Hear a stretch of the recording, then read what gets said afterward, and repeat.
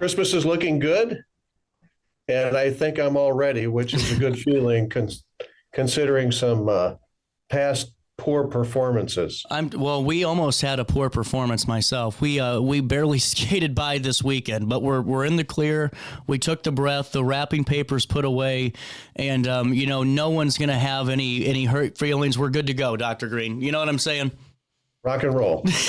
Well, and yeah. I think it's really important, just to circle back, our first conversation was great. And a lot of people were talking about just really this new model and really bringing it into the River Bend region. And, since then, how's everything still been going, with everything else at the group and with this new way you're revitalizing healthcare and really making it, all encompassing? How's that program been? Well, the group is doing well since you asked about it. And the program continues to grow. I'm excited about a lot of success stories we've had. And it's been energizing for me just to, in some ways, this takes me back to, the books and my podcast and studying and learning how to provide the best primary care, or preventive care, and active management of disease processes. Absolutely. And, one of the words, as we get into this conversation, Dr. Green, that I've been hearing a lot lately is longevity, and really that key word for, I guess, as we get older and even right now, what's our life going to look like? What's mine going to look like in 30, 40 years? Am I setting myself up for success? And, when we talk about longevity, when you do with your patients, has that become a conversation that's become more and more prominent just because it seems like we're all becoming more focused on at least a little bit more of our lifestyles and our health? Actually, I think longevity is one of the major themes, even if we don't talk about it directly. It's in the background. It's in the undercurrent of everything that we're talking about, because if we achieve healthy longevity, then I have to presume that we've met the goals of the patients. I don't think it's just about living longer. I think it's about living better, higher quality of life, and particularly people want to remain well, but they also want to remain independent. Yeah. And I think when we take the long view, so many of our senior patients may have not been able to take advantage of the current technological gains that we have in terms of things that turn into longevity, in terms of the management of cardiovascular disease, in terms of screening for early cancer. But there's a lot of lifestyle that goes into this. And I really think that's where physicians, the medical system, and frankly, patients and society as a whole, we're not doing basic things that translate into good health and longevity from a preventive standpoint. Well, and so we try to get into that with this, and the advantage here with the enhanced wellness program, since all of those visits are twice as long as our standard visits, that extra time gives me the chance to really dive into those issues. Well, and that's where I think this is so important, and it ties both of those together. And, when we look more into this, is longevity, really for you about living longer, or is it just living better, as we age in our traditional lifespan? Just to kind of dive into that topic a little bit more, because I know you touched on that, but really, is it a course of, can I live to be 99 years old, or if I live to 85, do I have the best 85 years possible? I think it's a combination of the two. Okay. I don't think people want to live to be 100 and be sick or be dependent for those last 30 years. That's no fun.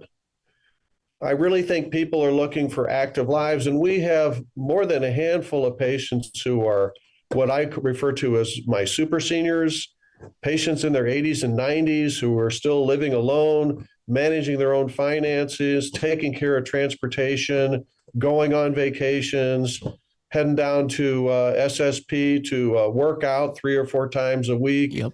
And frankly, there are people who are just lucky There are genetic differences in terms of the way we age that are kind of hard to get around.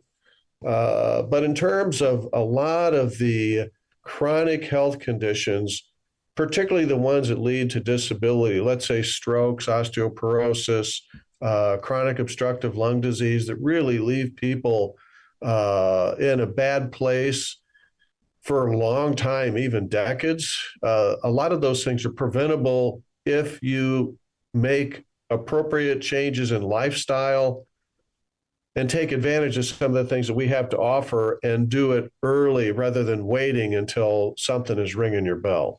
And being proactive instead of reactive, like we talked about in that first segment, it just goes right back to it. Right, exactly. Well, and, as we start to look in this a little bit more, let's start with the big component, and that's, our brain, our brain health. And what habits do you recommend, and what habits help protect brain health and memory over time? Because I'm starting to see all these different things on TV and different, studies that show this, but what's tried and true for you, Dr. Green? What habits really protect our brain and keep us healthy as possible? Well, there's a huge amount of active research going into that right now. And we don't have all the answers. But I think that in terms of brain health, it's becoming clear that exercise has a big impact on brain health. And I'm talking about serious exercise. I'm not talking about walking the dog. Well, I have to say that because there's so many people who just think that's enough, and it's really not. Well, that's true. That's so true. And I'll come back to that in a minute. Two would be alcohol. And alcohol consumption definitely can have a negative impact on long-term chronic brain health. Three would be keeping your brain active and using it. Gotcha. There's some unfortunate and interesting data that suggests that people who really don't have much use for their brain during their adult life are much more likely to have Alzheimer's disease than those who use jobs that are employed in workplaces where the brain is a part of the factor rather than just being a simple type of repetitive activity. But that really comes back to what people do. And rather than wasting time watching TV, reading books is probably better, puzzles and games. And again, we come back to the exercise and what that entails in terms of using your brain to control your body, coordination, balance, strength. There's a huge amount of things there. But there will be more to come as we go along. There are some interesting things happening right now with some of these medical treatments, but that's not so much prevention. Well, it's really just fascinating. And is it one of those things, doctor, where, our brain is just like anything else? We have to exercise it, and we have to constantly use it, or we lose it? Well, absolutely. There's a neuropsychology group out in San Francisco that's been looking at some brain exercises for people who might have early cognitive impairment. And what they've found is with certain focused exercises, you can see increased activity on metabolic brain scans. And also, unfortunately, they're showing that if you do Sudoku, you get really good at doing Sudoku, but it doesn't cross-pollinate to other brain activities. Wow. And we can say things about crossword puzzles and all that. So you have to have a blend, you have to have variety, and you have to use your brain really right up to the edge of your skill set to keep it healthy. That's just like your muscles. You're going to lift the maximum weight that you can lift. You're going to run as far as you can run. With your brain, you have to do something that's cognitively stressful. That's interesting. And it makes total sense, too, whenever you break it down like that. And, when should we start focusing on our cognitive health? Should it be as young as, in our 20s to really start thinking about, hey, here's what we're doing to our bodies, or here's what we're inputting? Or should that conversation really start to be more serious as we get a little bit more into the middle part of our lives? Well, that's a great question. And honestly, With all due respect to the teaching class, I really think that there are some things that the kids don't get in their health class to at least plant the seed of things that have an impact. Because, when you're 16 or 17 years old, you're going to live forever and you really don't care about this kind of stuff. Right. You take risks and you make a lot of stupid decisions. But I think even when you're 25, and I kind of thought about our talk today, and I kind of grouped my patients into 25-year-olds, 50-year-olds, and 75-year-olds. And I think those three groups have different needs. The 25-year-old should be made aware of this. The 50-year-old should have an assignment of something to start doing. And we're playing catch up with our 75-year-olds right now, trying to get them to do something in that space, because it's hard to develop new habits and skills. And we're impatient as adults, with kids, you think, well, it took me 5 years to learn how to play the piano, but an adult who takes piano lessons wants to play in 6 months. It doesn't work that way. You can't look at it 10 minutes on Google and be an expert. That's exactly right. Yeah. Well, and see, that's where I just think it's really important. And I like that you group everyone into that, because it's always good to plant the bug. And you're right. If I would have known half the things or even a tenth of what I know now about health in my health class, just generic one, it might have, planted the seed for something different. And, whenever it comes to, folks that maybe are experiencing chronic conditions and just, some of those issues that it can bring, why is managing our chronic conditions early so important for our long-term health? Because I know that sometimes, just from, people I know, that sometimes their chronic conditions aren't identified, or they don't go and get them diagnosed for a little bit of time, because, maybe it goes away, the symptoms, and they come back and they go back and forth. Where do you see that, and how important is it to tackle some of those things early? Well, that's a great question. And I would say probably over the last 40 years, there's been a growing body of research and experience with treatment involving three chronic conditions: hypertension, diabetes, and elevated cholesterol levels. Wow. And what we're learning is that the damage that is done early oftentimes cannot be undone. You can catch these conditions when they're midway, but there's pretty solid data that the time that your body's been exposed to elevated glucose levels and diabetes, you might be able to stop the progression of certain disease processes, but the eyes and kidneys have already taken a beating. It's not reversible, and it might be harder to stop. If you had done something sooner, it would have made a difference. The same thing with high blood pressure. We're starting to realize that the stress of the blood pressure on the elastic structures in the cardiovascular system is irreversible. When those elastic fibers go, they do not heal, they do not come back. And that's why new blood pressure guidelines just last year suggested that our target blood pressure for everybody should be less than 130. Wow. That probably sounds radical to a lot of people, but the people who are the winners are the ones who make lifestyle adjustments and oftentimes take medication to keep their blood pressure in that zone so that they are not damaging irreversibly their cardiovascular system every single day.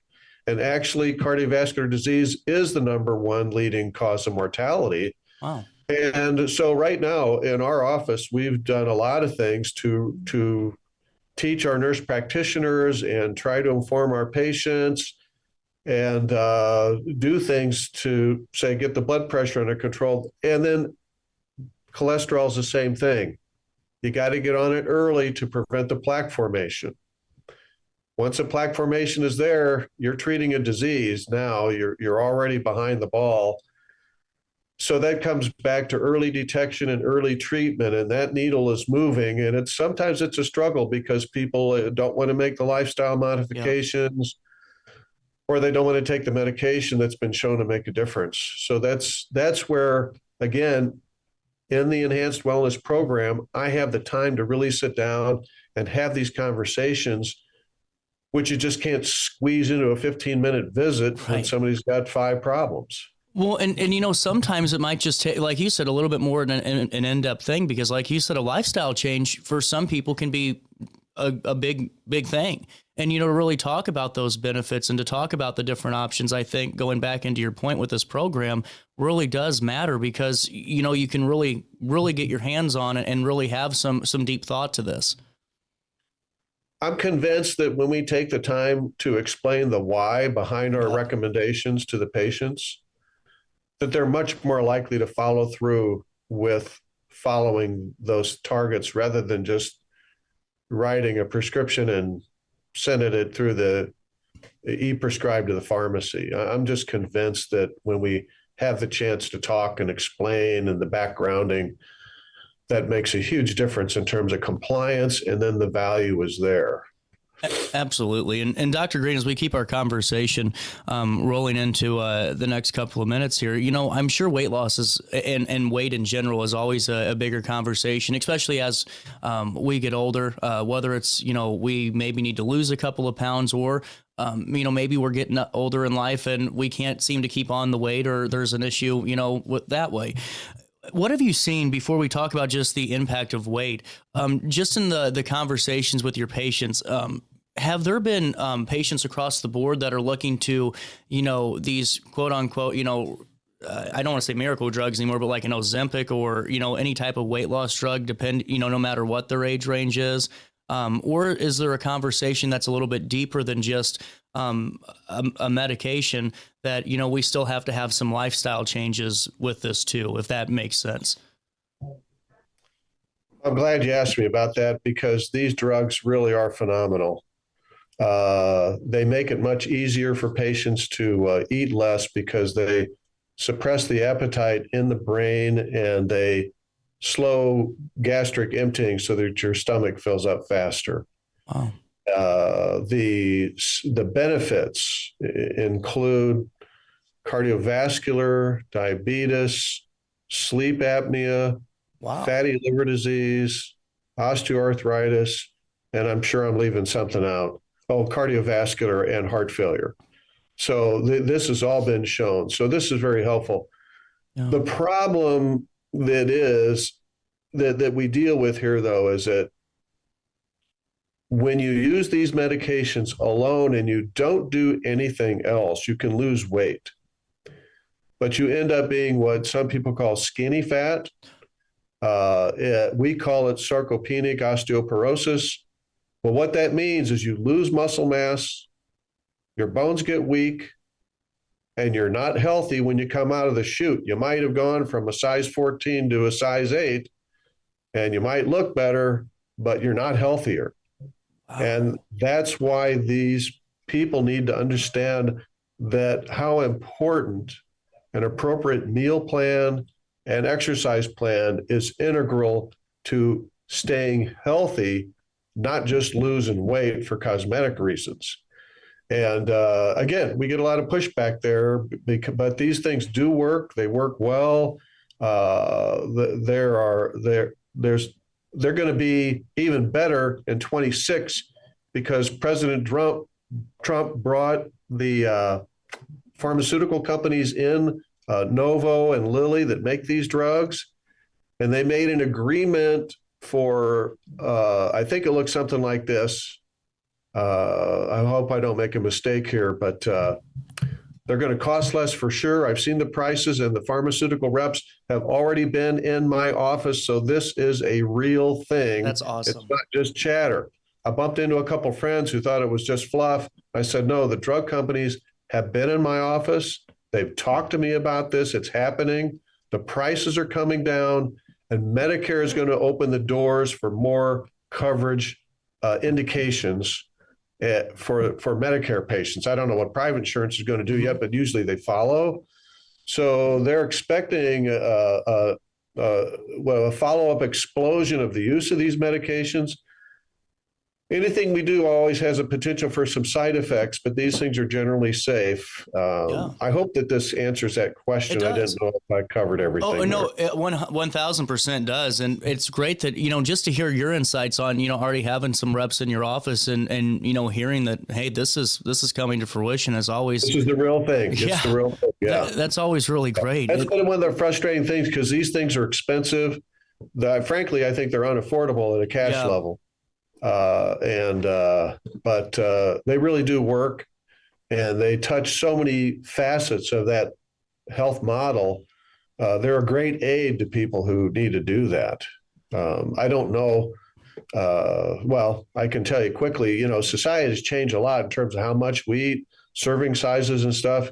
It's really challenging with the amount of food that people are getting Yeah. served, and so this is one way to kind of, for lack of better wording, fight back against that overeating society. 1,000%. And, going into that too, how does weight impact longevity? I know it goes I'm sure hand in hand in some way, shape, or form.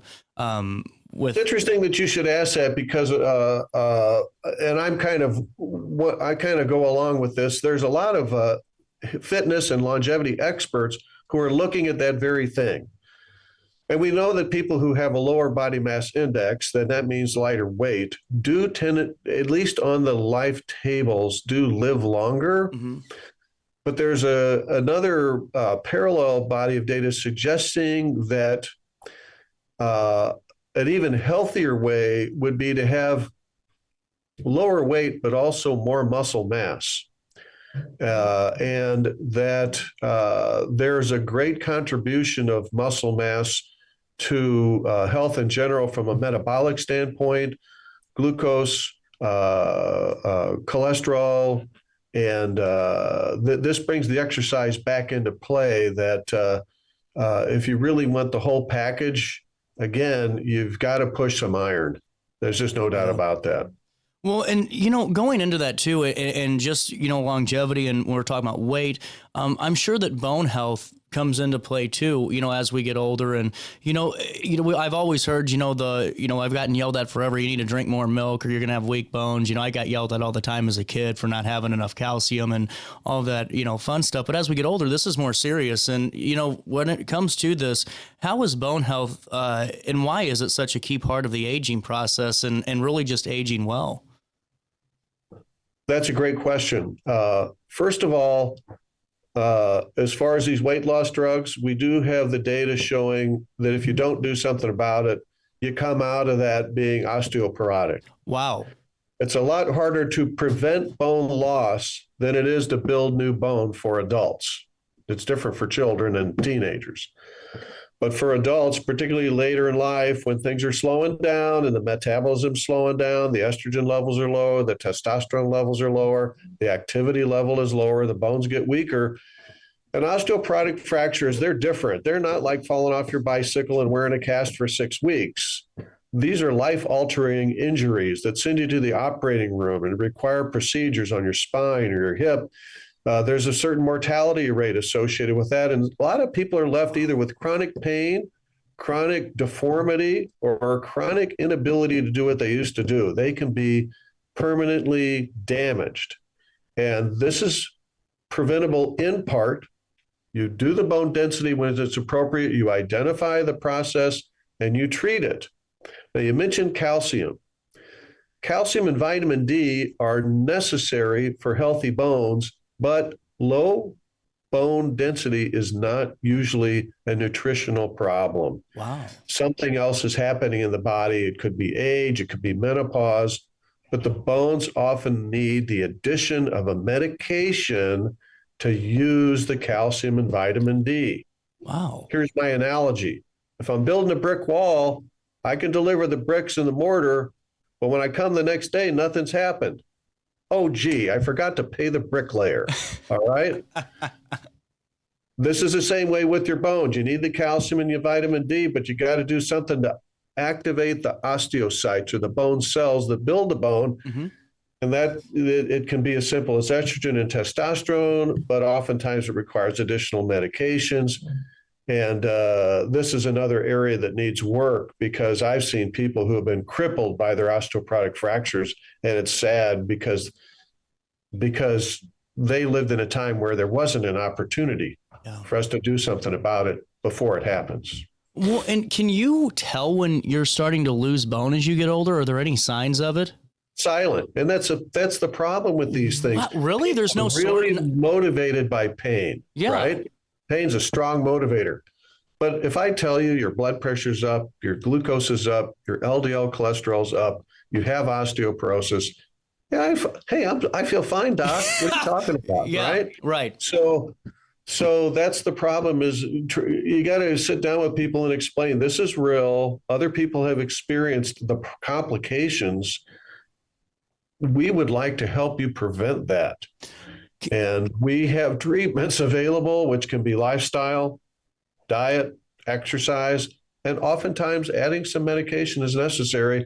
Take advantage of the technology. Now we're getting back to healthy living. Yep.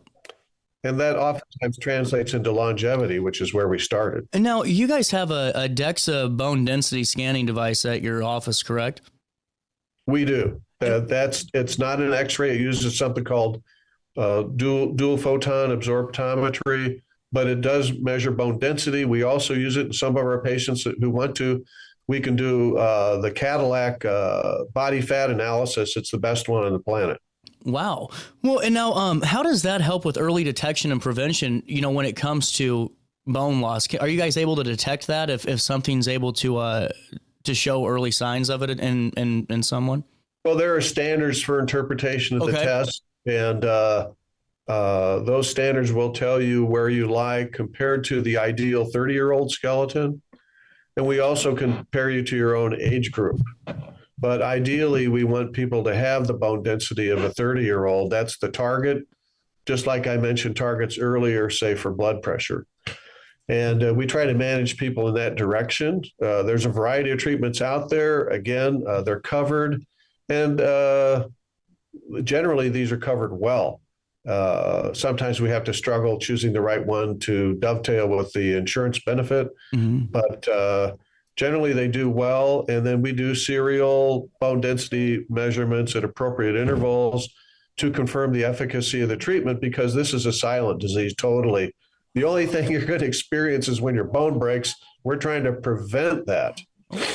Well, Jim's telling us that we're talking too long, Dr. Green, but I don't mind that because this is really just a great conversation. But going into this too, and I think that this goes back and it ties everything together, because if someone does have, the bone loss or, osteoporosis and, maybe and still they have a weight issue or there's still a little bit of a problem, I'm sure that magnifies things. Before we move on to the last topic, am I onto something here too, where you can kind of have a catch-all of some of the things going on? Well, again, we get back again to weight-bearing exercise.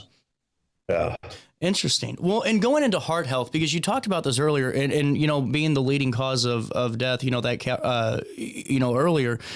How is it? Why is heart health so closely connected to longevity? And it sounds like a simple question when I read it, but it's a little bit more interesting than that, because there's so many more components of our body. But why is it so intertwined? Why is it so connected to just, our longevity in that term that we broke down earlier?